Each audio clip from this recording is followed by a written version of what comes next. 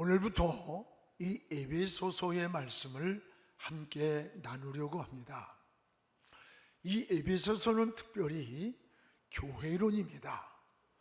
우리가 구원받은 그리스도인들이 이 교회 생활하는 데 있어서 첫째는 하나님과의 영적인 관계, 또 하나는 가정에서의 자녀와 부모의 관계, 세 번째는 대정부, 대사회의 관계, 네 번째는 기업인의 주종 관계 등 이런 우리 삶의 현장에서 그리스도인이 어떤 관계로 살아가야 하는지, 이 성숙한 영적인 교회 생활, 이걸 잘 말씀해 주는 게 바로 이 에베소서입니다. 특히 에베소서는 AD 62년경 굉장히 교회가 박해가 일어났을 때 사도 바울이 저 옥중에 갇혀서 보낸 편지입니다. 특히 사도 바울이 3년 동안 눈물로 세운 교회가 이 에베소 교회이기도 합니다. 그리고 바울 자신은 지금 감옥에 갇혀 있는 그런 현실에서 오히려 저 교회 밖에, 저 밖에 있는 성도들을 향해 위로를 하며 그들을 향해 주 안에서 형제들아 기뻐하라, 내가 다스히 말하노니 너희에게 기뻐하라. 이 기뻐하라는 말은 내게 수고로움이 아니라 그랬어요. 어떻게 감옥 안에 갇힌 자기 모습이 감옥 밖에 있는 성도들을 향해 기뻐하라고 할 수 있겠어요? 이게 가능합니까? 이 기쁨은 환경에서 일시적으로 찾아온 그런 기쁨이 아닙니다. 하나님이 하늘 위에서 주신 기쁨이에요. 이것을 내적인 기쁨, 영적인 기쁨, 그리고 영원한 안식이라고 말을 합니다. 우리 그리스도인은 세상 사람들과 사는 방법이 다르고 가치관이 다르고 추구하는 목적이 본질적으로 다른 거예요. 다른 거예요. 세상 사람들은 자기 의지로 살아갑니다. 그래서 신념을 굉장히 중히 여깁니다. 그러나 신념과 믿음은 다릅니다. 신념은 자신이 굳게 믿고 따르는 생각을 신념이라 해요. 그러나 이것은 믿음이 아닙니다.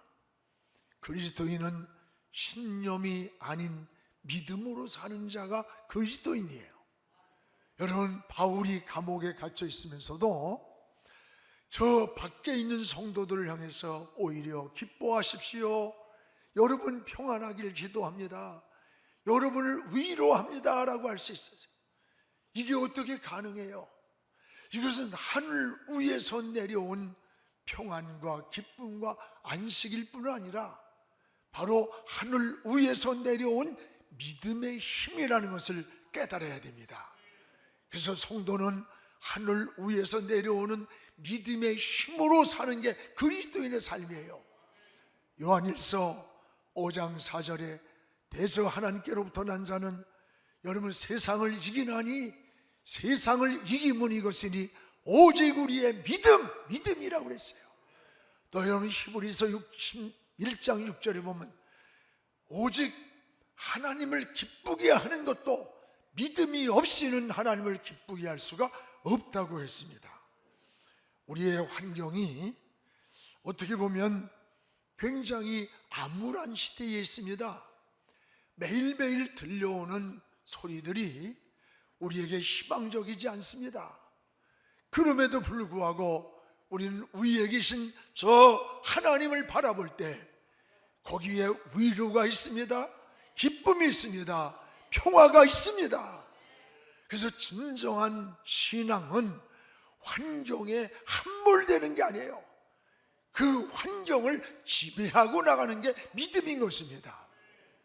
특별히 바울은 이 삼위일체 하나님의 구원의 사역을 오늘 에베소서 1장에서 찬양을 하는 거예요. 하나는 1장 3절에서 6절에 보면 성부 하나님이 우리를 택했다고 고백을 합니다. 두 번째는 7절에서 12절에 보면 하나님은 우리의 구원을 이루었다고 찬양을 하는 거예요. 세 번째 13절에서 14절에 보면 성령 하나님은 우리의 인을 치시고 기업의 보증이 되었다. 인이란 말은 도장이에요.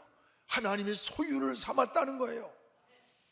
오늘 우리가 하나님의 자녀가 된 것은 성부, 성자, 성령 하나님이 인을 쳐서 너는 하나님의 자녀라고 소유를 삼고 보장을 했기 때문이라는 거예요. 맞습니다. 사랑하는 여러분, 그렇다면 우리는 내 멋대로 내 의지대로 사는 게 아니에요. 사도 바울은 이렇게 고백합니다.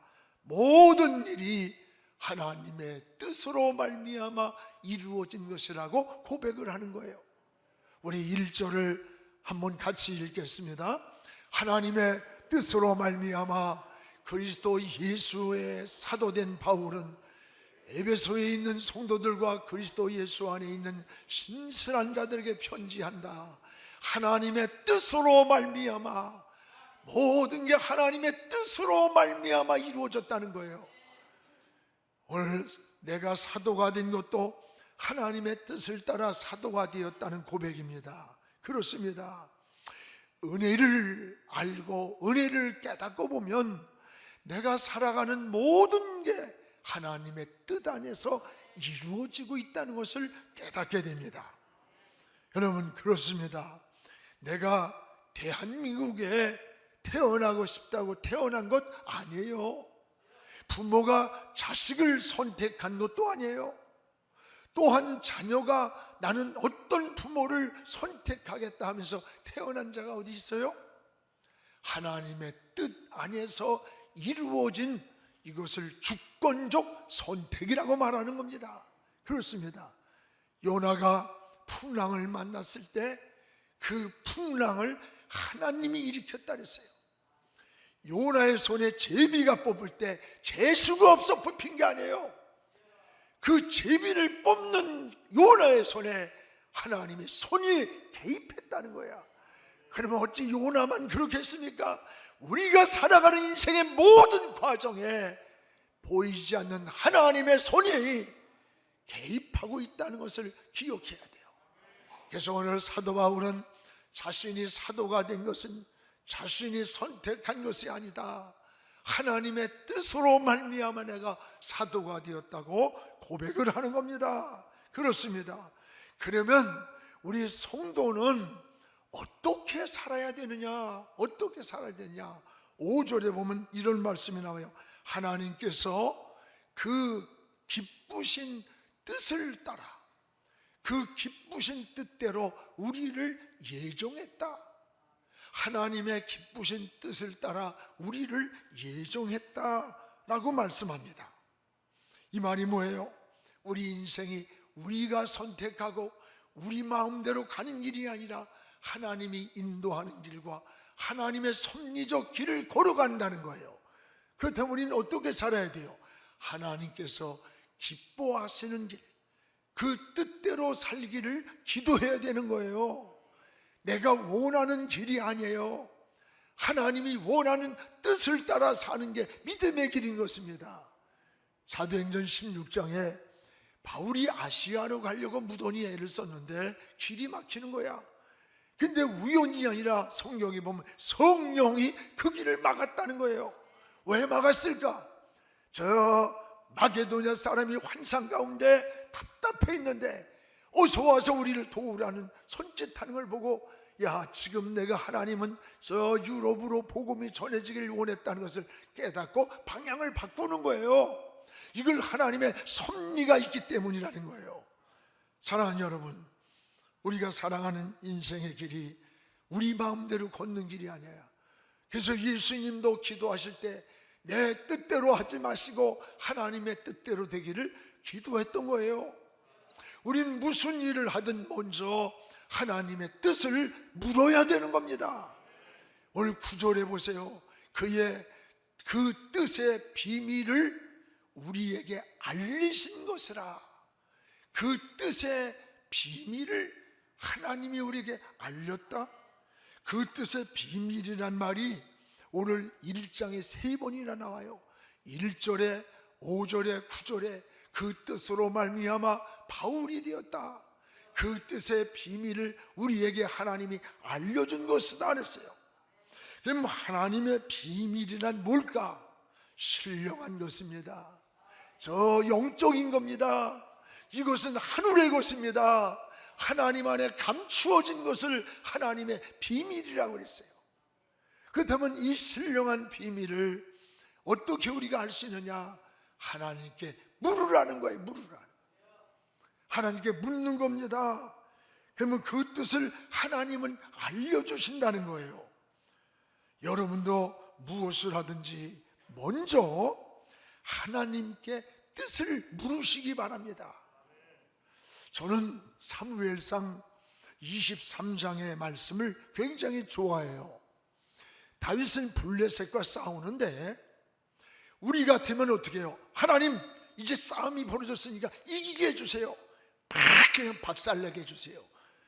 저 같은 성격이 다혈질적이잖아요. 뭐 그랬을 거예요. 근데 다윗이 뭐라고 기도하는가 보세요. 하나님, 전쟁을 이기는 게 아니라 블레셋과 전쟁하는 것이 하나님의 뜻입니까? 아닙니까를 먼저 물었어요. 그때 하나님께서 사무엘상 23장 2절에 다윗이 묻으니까 여호와께 묻자와 내가 블레셋을 치리까 말리까? 이게 하나님의 뜻입니까 아닙니까? 물을 때 하나님의 대답이 들려요. 다윗을 향해서 블레셋을 쳐라! 그리고 그 손에서 글라를 구원하라! 그때 다윗이 다시 무릎을 꿇고 4절에 여호와여, 내가 다시 주께 묻습니다. 이 전쟁이 하나님이 원하는 겁니까? 아닙니까? 그때 하나님께서 그를 쳐라! 내가 승리를 너희에게 붙여주겠다 그랬어요. 오늘 우리는 하나님 앞에 기도할 때 일방적인 기도를 드리는 게 너무 많아요. 하나님 이렇게 해주세요, 저렇게 해주세요, 뭐 해주세요, 이렇게 하나님께 그냥 일방적인 통보를 하듯 기도를 하는데, 여러분, 그러나 기도는 그런 게 아니에요. 하나님께 묻는 겁니다. 하나님의 뜻을 묻고 하나님이 원하는 마음을 묻고 여러분께서 하나님의 대답을 기다리는 거예요. 다윗처럼. 이게 깊은 기도, 영적인 기도인 것입니다. 사랑하는 여러분, 여러분도 어떤 진로를 결정할 때, 때론 미래를 설계하는 기도를 드릴 때 먼저 하나님께 물으시기 바랍니다. 그리고 하나님의 뜻을 구하시기를 축복합니다. 기도를 드려도, 우리의 소원을 구해도 내 뜻대로 되기를 기도하는 것이 아니라 먼저 하나님께 물으면서 하나님의 뜻이 이루어지기를 기도하는 것, 이게 영적인 기도예요. 이게 깊은 기도예요.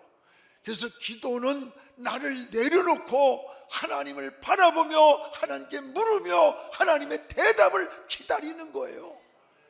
이게 하나님의 은혜인 것입니다. 하나님은 우리의 개인을 섭리하십니다.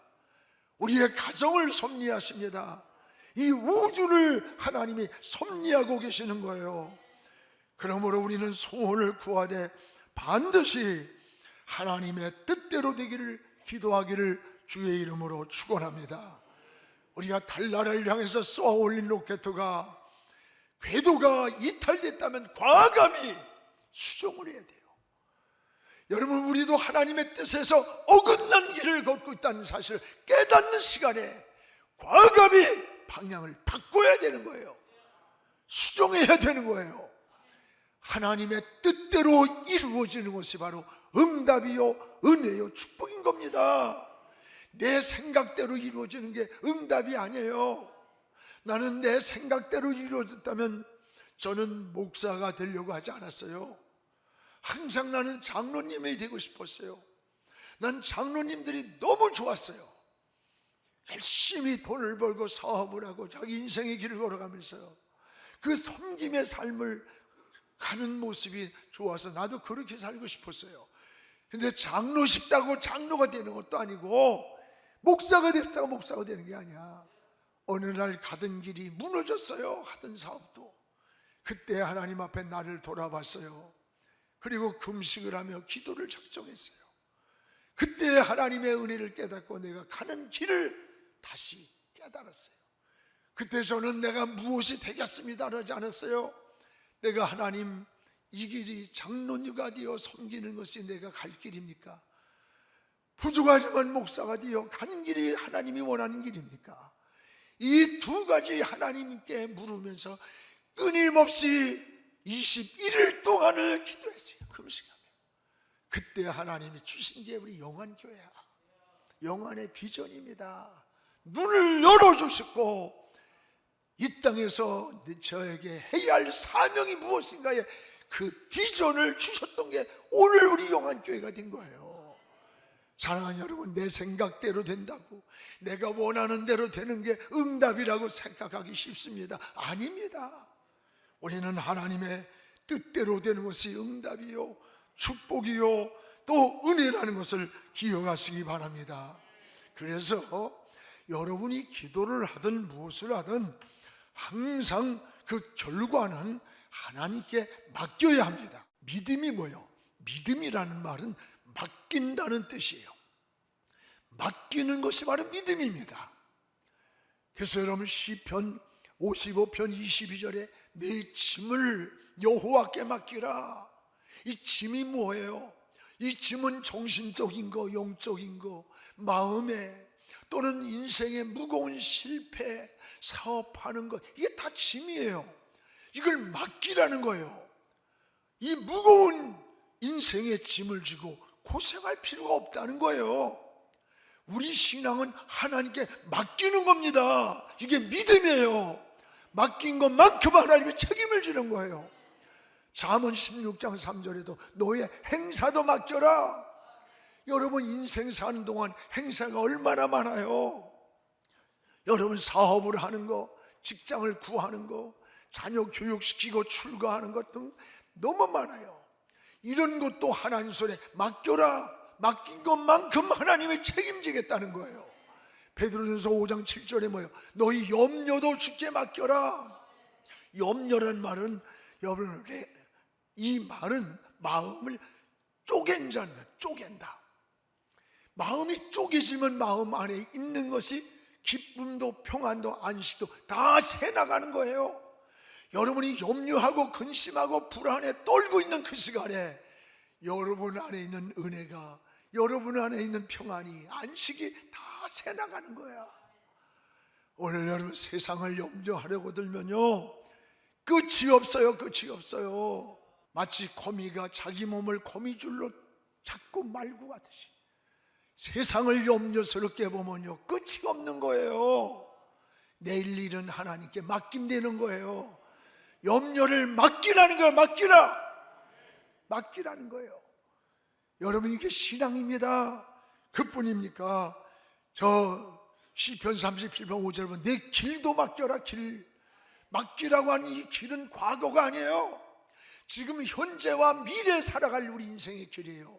우리 앞에 어떤 장애물이 복병처럼 기다린지 아무도 몰라요. 그러나 하나님께 맡기고 가면 하나님이 인도해 주겠다는 약속인 겁니다. 그렇습니다. 오늘 저와 여러분의 인생길도 하나님께 맡기시기를 축원합니다. 우리의 염려도 맡기고 우리의 짐도 맡기고 행사도 맡기고 다 맡기고 자유함을 누리면서 독수리가 비상하며 오르듯이 신앙생활의 삶의 승리자가 되기를 주님의 이름으로 축원합니다. 오늘 여러분 하나님의 뜻에 맡길 때에 주님은 세 가지 은혜의 통로가 되어주신다는 거예요. 맡길 때 하나님이 은혜와 평강의 통로가 되어주신다. 놀라운 은혜입니다. 우리 2절을 같이 읽겠습니다. 하나님 우리 아버지와 주 예수 그리스도로부터 은혜와 평강이 너에게 있을지어다. 하나님 우리 아버지와 주 예수 그리스도로부터 은혜와 평강이 너에게 있을지어다. 오늘 여러분 모든 은혜와 평강이 어디서 온다는 거예요? 예수 그리스도를 통해서 오신다는 거예요. 그렇습니다. 모든 은혜와 평강은 예수 그리스도가 통로가 되는 거예요. 통로. 여러분, 이 통로가 막히면 안 됩니다. 성도는 날마다 기도와 말씀과 섬김의 삶으로 주님과의 통로가 열려 있어야 돼요. 혈관이 막히면 죽는 거예요. 하나님과 우리가 주님과 통로가 막히면요, 모든 게 막히는 거예요. 오늘 여러분, 주님을 통해 우리에게 또 한 가지 신령한 복을 주신다는 약속입니다. 복을 주신다는 3절에 보면은요, 끝부분에 그리스도 안에서 하늘에 속한, 그리스도 안에서 하늘에 속한 모든 신령한 복을 우리에게 주신다. 그리스도 안에서 하늘에 속한 모든 신령한 복을 주신다는 거예요. 그렇습니다. 여러분, 신령한 복의 통로가 누구예요? 예수 그리스도입니다. 주님을 통해서 우리의 마음에 평안을 주고 안식을 주고 은혜가 임하고 신령한 복이 임하는 거예요. 여러분, 성도의 축복은 신령한 복으로부터 시작된다는 것을 깨닫기를 바랍니다. 그래서 요한 3서 1장 2절에 같이 읽읍시다. 사랑하는 자여, 내 영혼이 잘됨 같이 내가 범사에 잘되고 강건하기를 원하노라.